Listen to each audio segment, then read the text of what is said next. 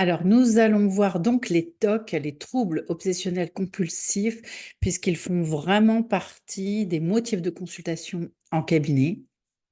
Ils sont assez courants et je les ai placés dans le module 4 pour la simple bonne raison, c'est qu'ils peuvent être très très souvent des conséquences de traumatisme ou des conséquences de blessures.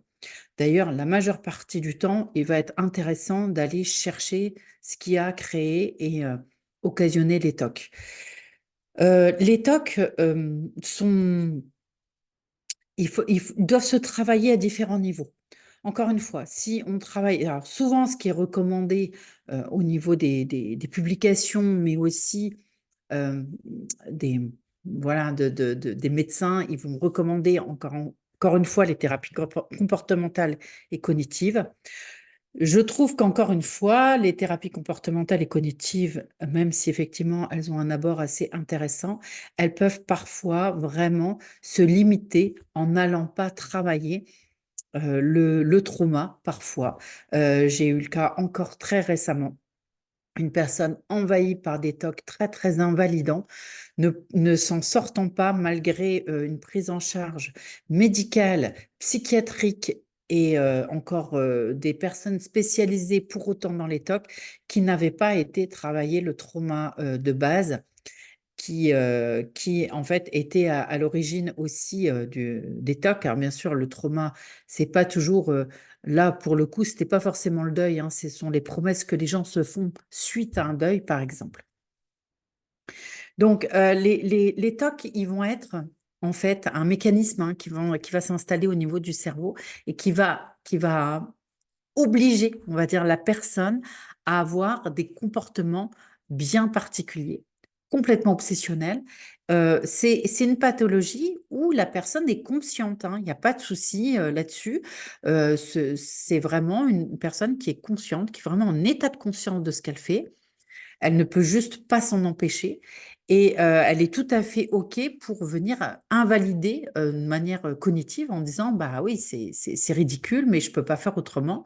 Et souvent, dans les talks, on peut être vraiment très surpris de ce qui peut se passer et de ce que la personne peut s'infliger en termes de comportement. Alors, ça devient, si on n'y fait rien, ça devient de plus en plus invalidant, allant parfois jusqu'à vraiment mettre en dysfonction la vie de la personne avec celle de son entourage. Donc, les TOC, alors, d'un, je vais dire déjà la première chose, hein, quand une personne arrive dans votre cabinet en vous disant je suis obligée de me laver les mains 10 fois, par exemple, parce que j'ai peur que mes mains soient souillées. Inutile de lui dire ah bah ça serait bien que vous fassiez moins, hein, parce que clairement ça va pas marcher du tout comme ça. Il va falloir aller un petit peu plus loin. Il va falloir creuser. Alors il y a différents types de TOC. On va parler donc des TOC de vérification. Ce sont ceux, on les a assez souvent au cabinet, hein, des personnes qui ont besoin de vérifier à plusieurs reprises, notamment chez les enfants. J'ai eu beaucoup ça chez des enfants qui vérifiaient la fermeture des portes. Donc, il faut toujours savoir à quoi sert le comportement, hein. Là, notamment dans des TOC de vérification, par exemple chez les enfants, il est arrivé à plusieurs reprises qu'il y avait eu un cambriolage, par exemple. Ou des fois, il faut chercher parce qu'il n'y a pas eu vraiment cambriolage. Il y a eu quelqu'un qui est rentré dans le jardin et puis l'enfant l'a su. Et voilà. Et parfois, ça va suffire à déclencher puisque les TOC arrivent chez des personnes plutôt structurées, plutôt même très structurées, qui parfois n'ont pas encore toujours la capacité d'aller vers le deuxième degré. Alors, c'est pas vraiment du deuxième degré, je m'exprime pas bien, mais quelqu'un, vous voyez, qui est en capacité parfois d'avoir de la bienveillance vis-à-vis de lui-même. Ce sont des gens assez, ben voilà, structurés, hein. Ils ont quelque chose en tête, ils ne se posent pas 10 000 questions, ils y vont. Bon, peut-être pas pour tous les TOC, hein. On a les TOC de contamination, bien sûr, avec le fait de nettoyer à l'excès, la peur la difficulté d'être complètement souillé. J'avais une patiente, ça s'était déclaré suite, au fait que son mari parte souvent. Elle vivait un syndrome d'abandon, en fait, hein. C'est pour ça que je vous dis, c'est souvent vraiment lié aux blessures et aux traumas, et elle avait commencé à nettoyer et là, c'était devenu l'enfer, pour elle, et puis elle s'épuisait, et puis pour la famille. On a des stocks de symétrie, hein, où les gens, classent les choses par 2, par 3, par 5. Là aussi, hein, c'est souvent le reflet d'une personnalité très, très structurée, plutôt névrotique, hein, si on on en conçoit un petit peu les troubles du DSM. Les TOC de rumination, alors ils sont plus difficiles parce que beaucoup de gens vous disent qu'ils ruminent. Par contre, il est plus difficile des fois de les interpréter comme des TOC. Il faut vraiment poser des questions dans le sens, qu'est-ce que vous dites? Alors souvent, c'est, bah, si là, au moment où je marche, il y a une voiture rouge qui passe, donc j'aurais certainement, je serai admise à mon concours. Voilà, ça, ce sont des TOC de rumination, par exemple, hein. Mais c'est de toute façon, c'est pas cohérent, hein. Il y a rien de cohérent dans les TOC, hein. Faut pas chercher la cohérence, hein. Voilà, alors les TOC de rumination, ça peut entraîner aussi des questions philosophiques, vraiment ça peut générer un peu des gens un petit peu perchés qui vont chercher des explications dans plein de choses différentes en fait, c'est une façon de pas faire face aussi, hein. Les TOC, vous allez voir, c'est souvent une façon de pas faire face à ses peurs, à sa vie et à soi-même. D'ailleurs, si vous avez visionné le petit dessin animé juste avant, on s'en rend très, très bien compte. On s'en rend bien compte, voilà. Les TOC d'accumulation qui, eux, sont plutôt, associés au syndrome de Diogène, hein, quand on vraiment dans son paroxysme, c'est le fait d'accumuler. Donc tout ça, hein, bien sûr, ça masque des angoisses souvent très, très profondes. Les TOC de pensée interdite ou de pensée taboue. Alors là, on arrive presque parfois dans des syndromes importants. Donc là, c'est vraiment du trouble du contrôle de l'impulsion avec des pensées sexuelles. On a ça parfois chez des gens qui ont été élevés de manière, religieuse très stricte. Il peut y avoir des pensées qui ont été tellement interdites qu'elles arrivent en TOC. C'est-à-dire que le TOC souvent c'est une interdiction de soi-même, une interdiction de certaines choses, un empêchement de quelque chose qui fait que ça va rejaillir autrement. Les TOC de répétition, hein, donc ça on l'a par exemple dans le lavage des mains, une personne qui va se laver les mains jusqu'à 5 à 10 fois, plus que ça parfois. L'accumulation mentale, le fait d'aller chercher énormément d'informations tout le temps, tout le temps, tout le temps, et puis la peur derrière de perdre ces informations. Bon, c'est moindre, hein, souvent. Enfin, moi, j'ai pas eu trop affaire à ce voilà, le fait d'être dans du doute obsessionnel aussi, et puis, des symptômes physiques pour éviter une maladie imaginaire, souvent confondue avec l'hypocondrie, la vérification de soi. Donc, autant vous dire que quand les gens arrivent, c'est très complexe parce que, souvent, donc ils ont essayé des choses d'eux-mêmes pour un premier temps, et il va falloir travailler à différents niveaux. Le premier niveau avec lequel il va falloir travailler, là, vous allez reprendre, les anciens modules. On va aller travailler sur les émotions, mais surtout, on va aller travailler sur l'histoire de la personne, et on va essayer d'aller voir un petit peu quelles sont les blessures qui ne sont pas encore, peut-être suffisamment mis à la surface, et parfois, on va faire du lien aussi, hein, parce qu'il peut y avoir, des TOC qui vont se réveiller. Bah, je pense à cette personne-là qui avait un vécu d'abandon. C'est au moment où son mari a finalement dû partir, pour son travail, que, les TOC se sont mis en place, mais en fait, c'était une blessure du passé qui n'avait pas été travaillée. Donc, première intention, bien entendu, d'un point de vue, heu, j'allais dire, on va aller travailler en profondeur, hein. Première des choses, on va travailler en profondeur. Donc sur tout ce qui va être travail sur les blessures, enfant intérieur. On peut bien sûr, si on le sent, utiliser l'hypnose. S'il y a un trauma, on utilise bien sûr d'autres méthodes. Mais voilà, on peut aller vers ce versant-là, puisque on est vraiment dans des problématiques émotionnelles, de blessures et de trauma. Je vous ai mis euh, en référence un livre qui s'appelle Obsession, compulsion et manie de Giorgio Nardone. Donc voilà, il faut savoir que Giorgio Nardone, pour moi, c'est quelqu'un d'important. C'est vraiment le maître dans les thérapies stratégiques. Il a écrit pas mal d'ouvrages. Alors celui-ci, je l'ai lu il y a assez longtemps, donc j'avoue que je me souviens plus trop, mais ça restera toujours de la lecture.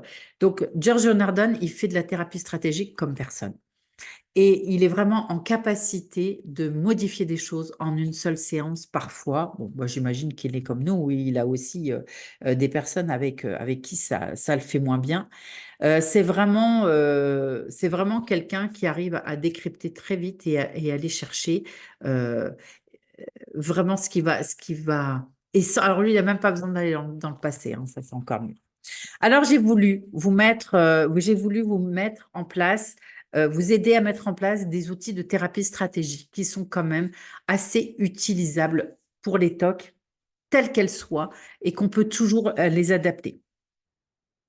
Donc, la première des choses, ça va être bien sûr, on va mettre en évidence le paradoxe, hein, c'est-à-dire que plus la personne essaye de s'apaiser avec ses TOC, plus elle va augmenter les TOC. Donc ça, il faut être clair là-dessus.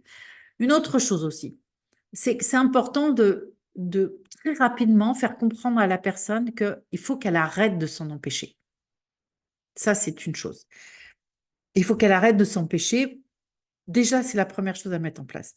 Et si la personne vous dit, bah oui, mais j'ai déjà les mains complètement abîmées parce que je me lave. Ok, c'est pas grave.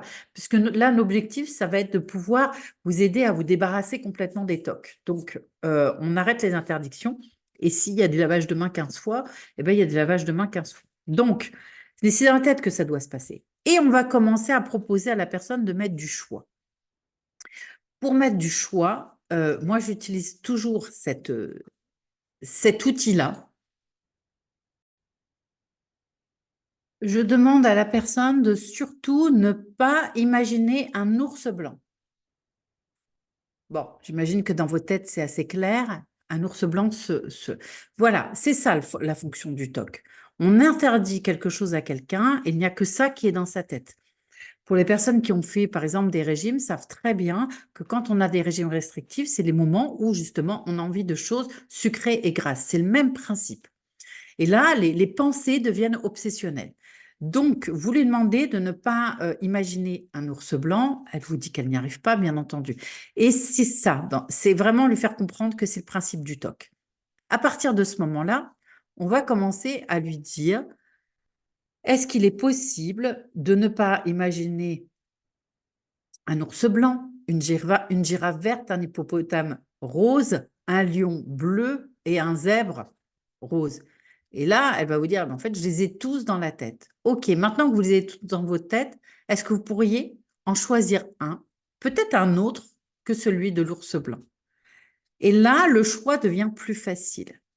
Et bien sûr, on va transposer ça sur le TOC, c'est-à-dire quand elle a une idée en tête, c'est se laver les mains, qu'est-ce qu'elle peut se proposer d'autre comme choix pour pouvoir peut-être se laver les mains quand même dans un premier temps, mais ensuite de pouvoir, par exemple, faire le choix de, je ne sais pas, aller lire un livre, prendre une douche, peut-être que ça sera ça. En fait, se donner le choix de ce qui l'apaise. C'est en donnant du choix, on ne vient pas enlever le TOC, mais on vient lui donner moins d'importance et montrer au cerveau qu'il y a d'autres solutions. Parce que le cerveau, lui, il est branché sur son TOC, hein, de toute façon. Donc, pour lui, c'est la seule solution. Il faut aussi travailler avec la personne et bien lui faire comprendre que ce TOC, c'est une tentative de solution. C'est-à-dire que son cerveau lui permet de ne pas faire face à quelque chose qui est compliqué, à quelque chose dont il ne la sent pas tout à fait en capacité d'affronter tout ça.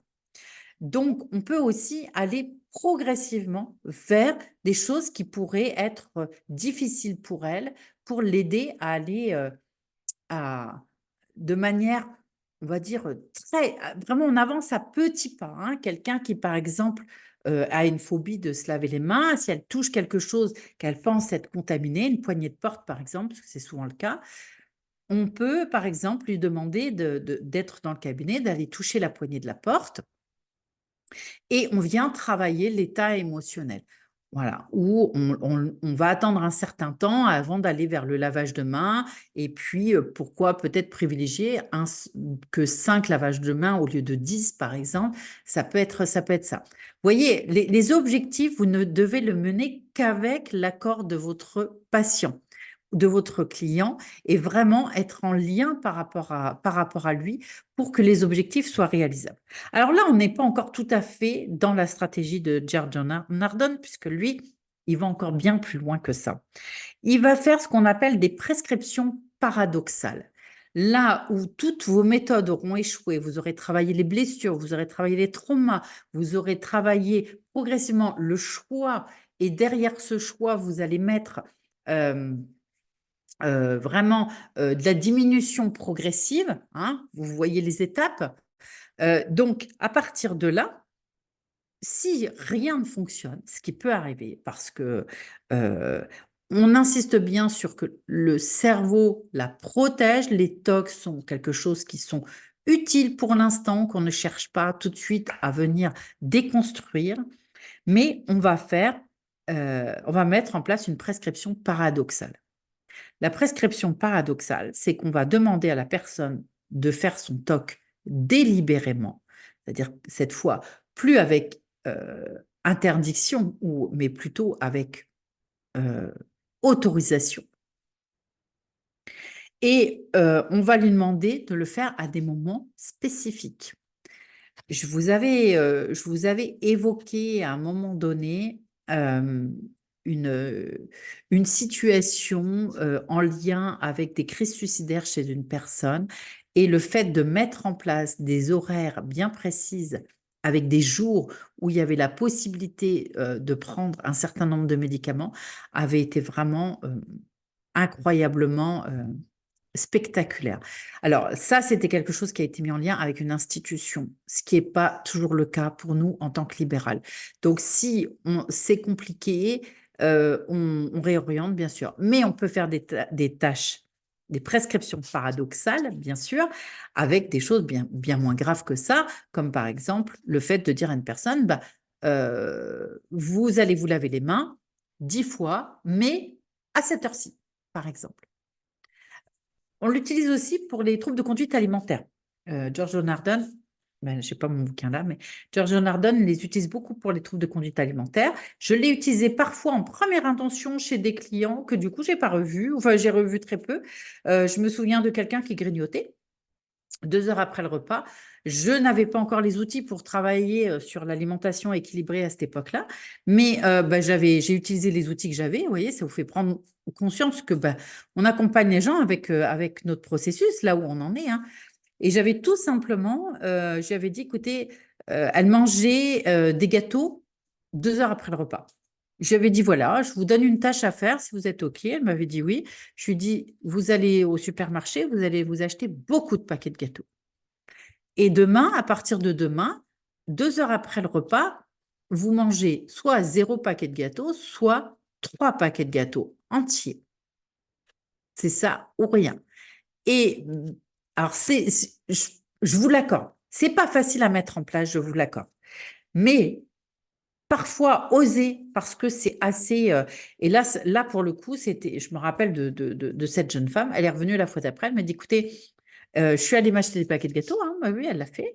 Et elle est revenue la fois d'après en me disant, bah, le lendemain, je l'ai fait. J'ai mangé les 3 paquets de gâteaux. Bon, j'ai eu mal au ventre toute la journée. Oui, normal.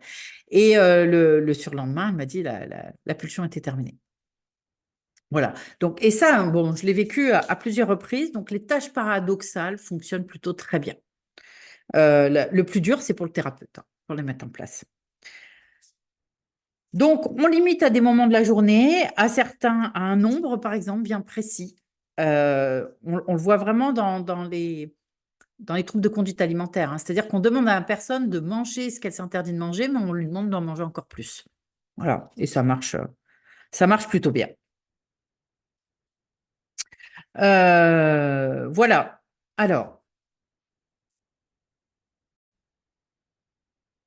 on peut aussi, par exemple, parce que quand il y a des tocs de ménage, souvent, moi j'avais une personne qui faisait son ménage le matin, par exemple, qui passait 2 voire 3 heures à faire le ménage le matin, et en fait, je lui avais demandé de faire le ménage le soir.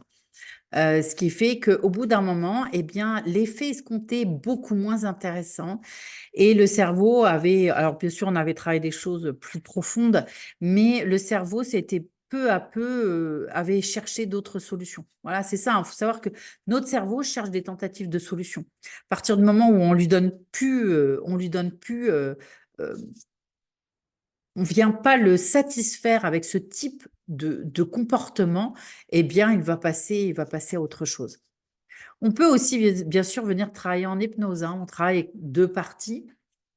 La partie consciente qui sait qu'il ne faut pas faire les TOC, et la partie inconsciente qui a mis en place les TOC pour quelque chose de positif. Et on peut venir tout simplement en hypnose, vous voyez, dans les outils que je vous ai donnés, une fois que par exemple, vous avez mis la personne dans un état de conscience modifié, que vous avez installé le safe place, vous allez pouvoir lui dire, voilà, maintenant, est-ce que la partie qui met en place les TOC peut se rendre compte que c'est un petit peu compliqué. Est-ce qu'elle aurait d'autres ressources qu'elle pourrait mettre en place? Et encore une fois, on peut lui faire des choix.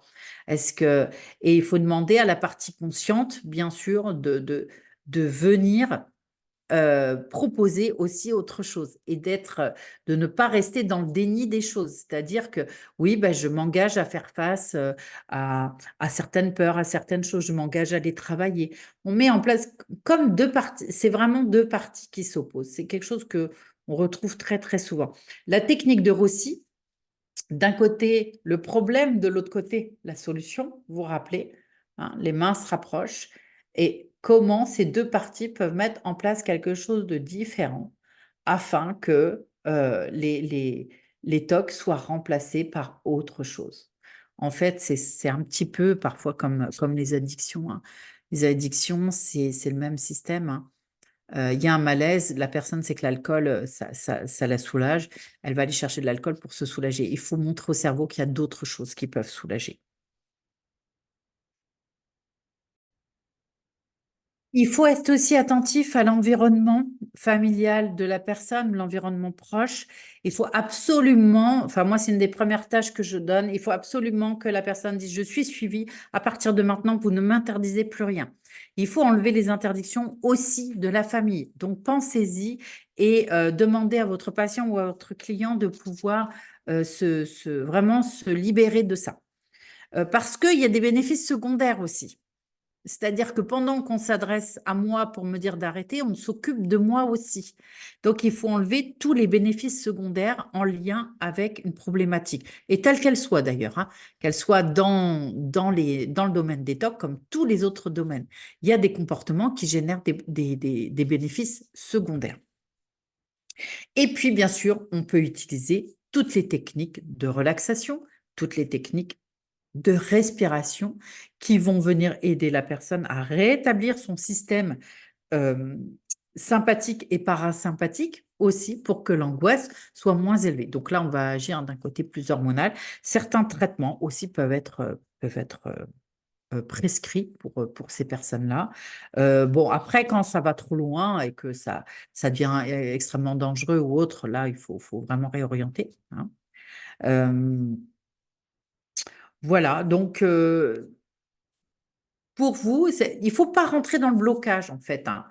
Il faut vraiment, la difficulté pour le praticien, c'est de ne pas rentrer dans le blocage avec votre patient. C'est vraiment de voir ça comme une tentative de solution. Et n'oubliez pas qu'une tentative de solution, elle est gardée par le cerveau quand elle est efficace, quand elle amène ce qui a besoin d'être amené, ce qui a besoin d'être soulagé. Donc, ça va être important de proposer du choix au cerveau et de l'aider progressivement à se soulager autrement. Et bien sûr, on n'hésite pas, une petite tâche paradoxale, moi que j'aime beaucoup, qui fonctionne bien la plupart du temps, ça fonctionne plutôt bien. Et, euh, et c'est même utilisé en psychiatrie. Voilà pour les TOC. J'espère que ça vous aura donné l'envie d'approfondir. Donc, je vous ai mis ce livre, je vous ai mis un petit peu ce petit